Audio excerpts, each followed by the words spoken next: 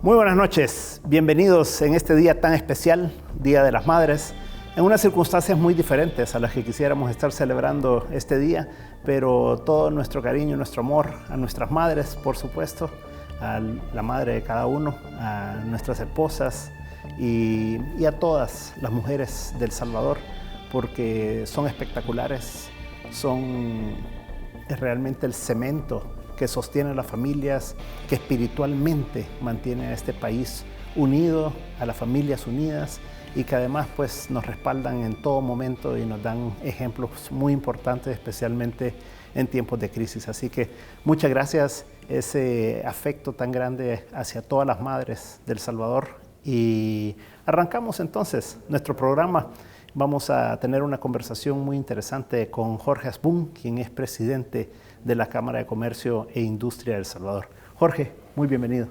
Muchas gracias, gracias por la invitación y de acuerdo contigo, la mujer salvadoreña y la madre salvadoreña es en realidad el cemento de nuestra sociedad y pues felicidades a todas las madres, a las mamás, a las abuelitas en su día. Jorge, tú y yo nos conocemos ya desde hace algunos años que venimos bregando en esta parte de la Cámara de Comercio, ahora que yo estuve también con ustedes. Industria, por supuesto. Industria de El Salvador. La Cámara es una institución muy importante en nuestro país y es la única institución realmente que tiene filiales en todo El Salvador, ¿verdad? ¿Cómo es que llegás a presidente de la Cámara? No cómo es, porque yo sé cómo ha llegado, ¿verdad? Pero ¿cómo fue ese proceso de aceptar, ¿verdad? Porque no es fácil aceptar una responsabilidad tan grande. Sí, bueno, para empezar un poco de contexto, la Cámara de Comercio tenemos casi 2.500 socios en todos los sectores. Ahí está el sector servicio, turismo, industria, comercio, y en todo el país tenemos filiales en Santa Ana, en Aguachapán, en Sonsonate, en San Miguel, en Usulután. Entonces somos la única gremial que en realidad aglutina a todos los sectores en todo el país. Y lo más importante es que el 90% de nuestros socios son MIPYMES. Entonces logramos tener el pulso del sector MIPYME a nivel nacional, privado obviamente y formal, ¿verdad?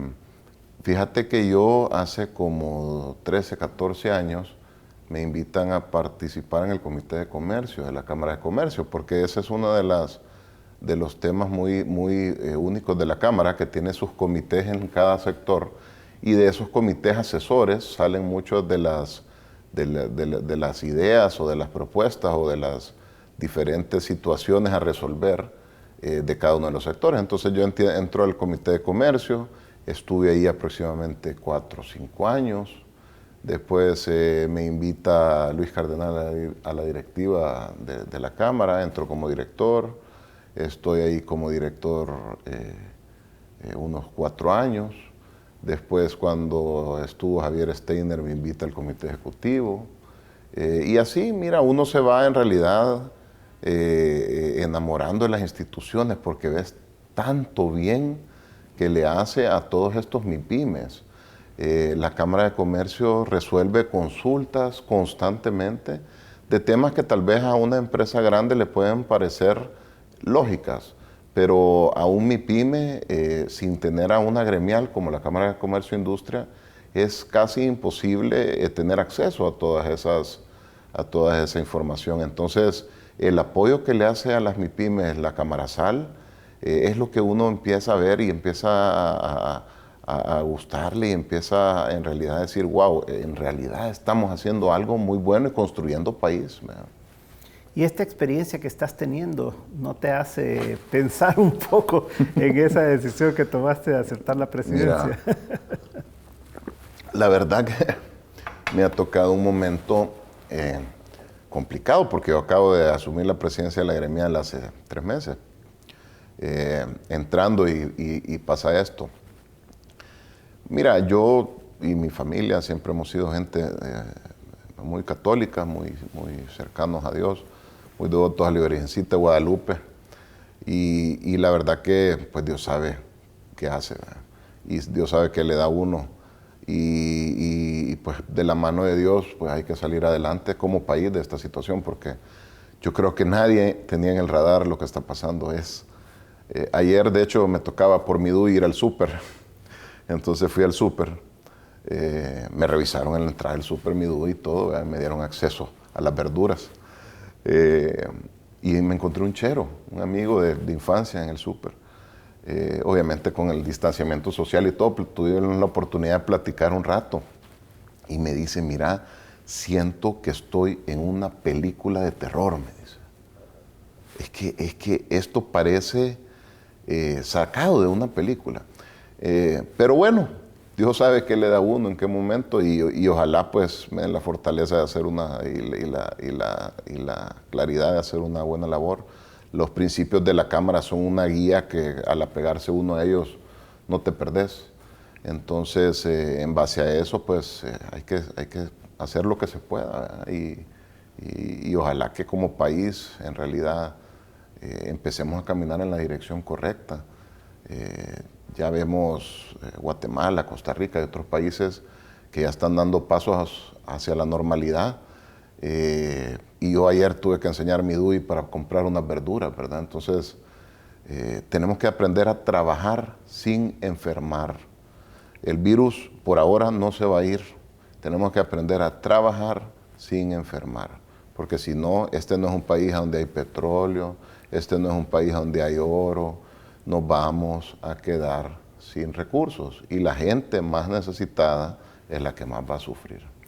Jorge, tú decías que hay que tener mucha fe en este momento. Yo estaba muy tentado de escribir un artículo sobre la base del lema del presidente Juan Pablo II, que decía no tengáis miedo, ¿verdad?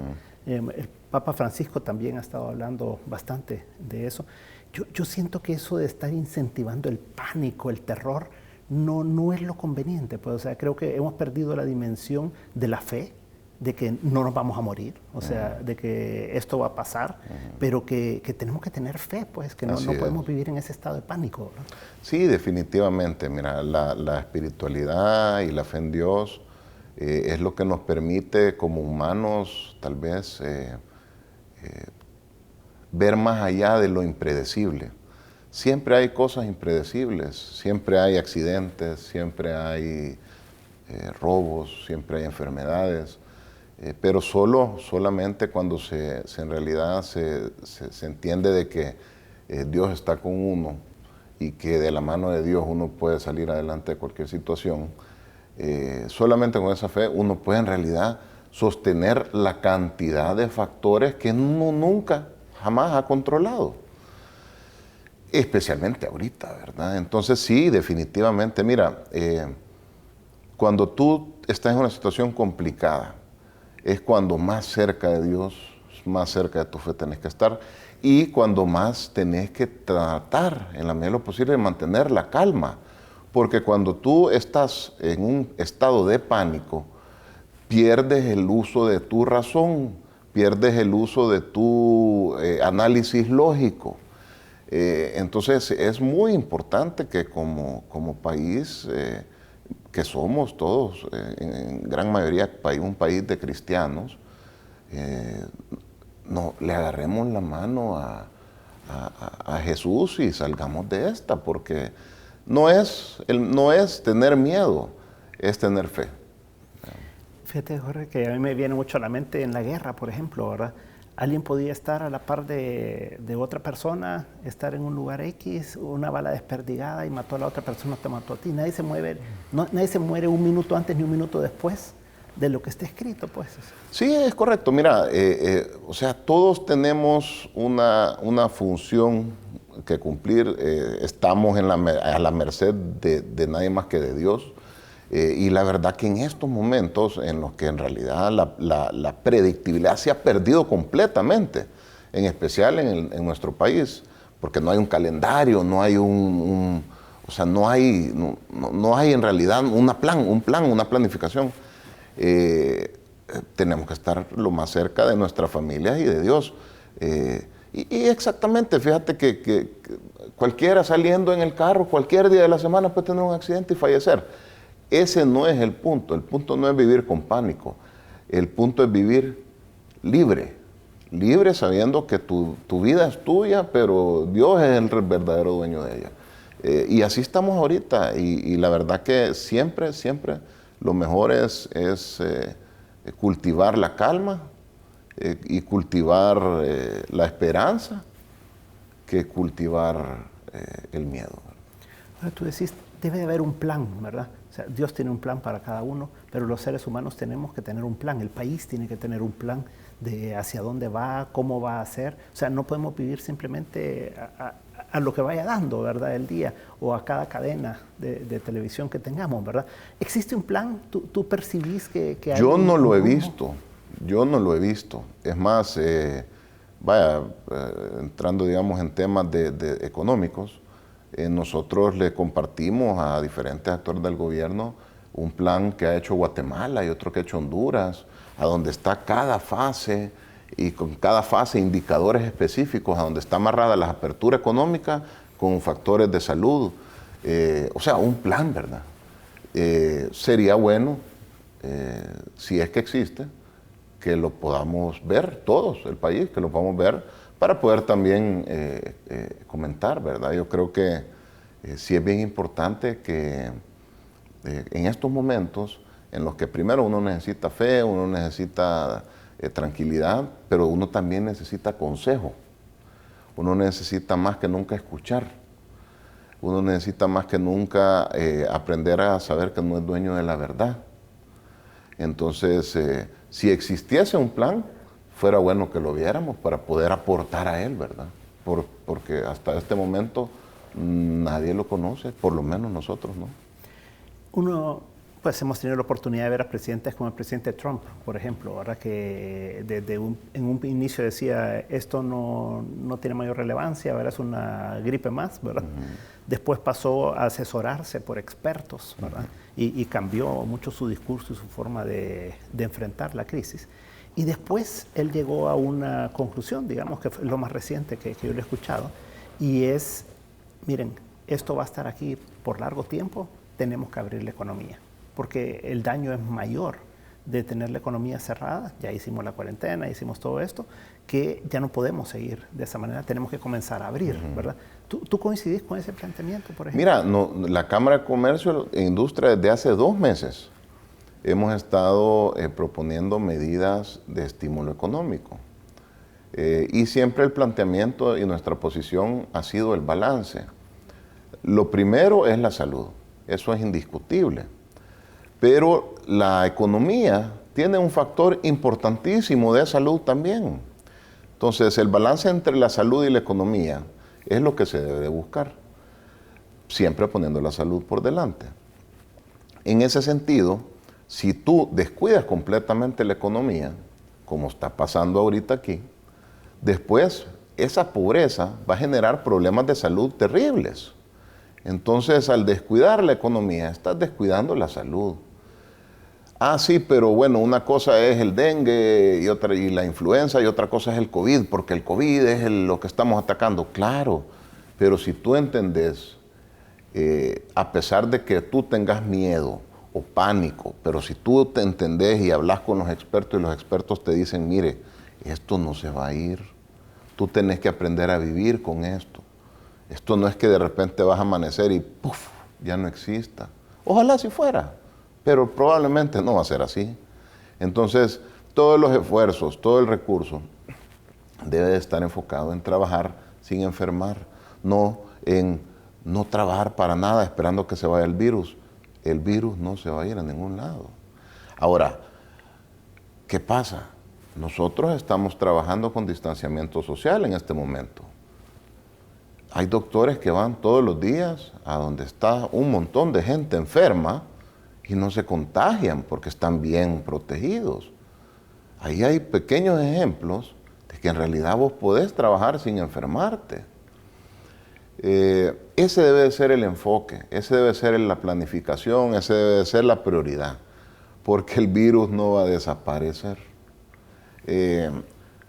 Nunca, jamás podés poner la economía por delante de la vida, jamás. Pero tenés que entender que la economía es vida, la economía es salud, especialmente en países tan pobres como estos. nosotros hemos tratado de incidir lo más posible en el tema de la cuarentena y en el tema de las restricciones. En ese tema no hemos tenido mucho eco. Pero en ese tema consideramos que ya con el decreto anterior, el 21, ya habían suficientes restricciones como para hacer una cuarentena responsable y balanceada. Ahora con este 22 y 23 se ha perdido el balance. Ya no estás balanceando. Entonces el efecto económico en el corto y mediano plazo va a traer repercusiones en la salud terribles y en la seguridad terribles. Ahora, en el tema económico, meramente de estímulo económico, desde hace 2 meses, como te menciono, la Cámara de Comercio e Industria estuvo proponiendo. Y desde hace 1 mes, ahí sí hubo más eco, y se fueron tomando en cuenta muchas de las cosas que habíamos propuesto. El tema de préstamos para las MIPYMES, subsidio a los empleos, que se le pague a los proveedores, etc. Y eso es ese famoso paquete último de los 1.000 millones que se autorizó en la Asamblea. Lo que pasa es que volvemos a lo mismo. Una cosa es concepto y otra cosa es ejecución. Eso ya está autorizado, pero hasta ahorita no le ha llegado el subsidio al salario a nadie del sector privado, ¿verdad? O sea, los empleados del sector privado, y el gobierno se lo tiene que dar directamente a los empleados. Si toda esta gente tiene seguro social, toda esta gente tiene AFP. Urge que se les apoye. ¿Cuántas micro y pequeñas empresas ya están quebradas? ¿Y cuánta gente ya está desempleada? Entonces, en el tema económico sí ha habido eco, sí les hacemos un llamado a la ejecución, porque ellos ya tienen las herramientas, ¿verdad? Y son herramientas que nosotros aportamos en darles muchas ideas y muchas de esas cosas están ahí, y eso creo que lo hicieron bien, pero ahora viene la ejecución, porque si no, no funciona.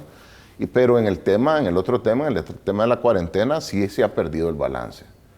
Es bien difícil no tener empatía en estos momentos.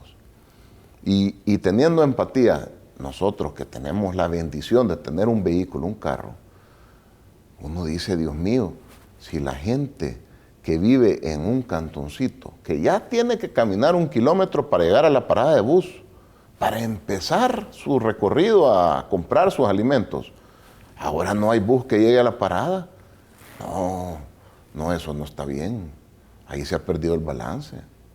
Y ya está poniendo en riesgo la salud y la seguridad de la gente.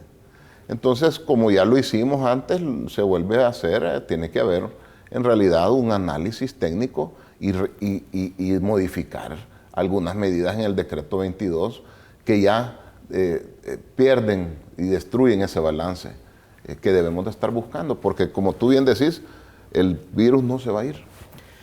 Ahora, a mí me llama la atención todo yo diría, sobredimensionamiento del COVID en el mundo, porque cuando uno ve la cantidad de personas que murieron durante el primer trimestre por cáncer, por ejemplo, que murieron por neumonía, que murieron por ataques al corazón, o sea, por problemas cardíacos, eso es mucho mayor, cada uno de ellos es mucho mayor que los que murieron por COVID, porque el COVID no es una enfermedad mortal, sino que es una enfermedad que se propaga muy rápidamente, ¿verdad? Pero no es mortal específicamente en el sentido de que son pocas las personas que fallecen al final de cuentas.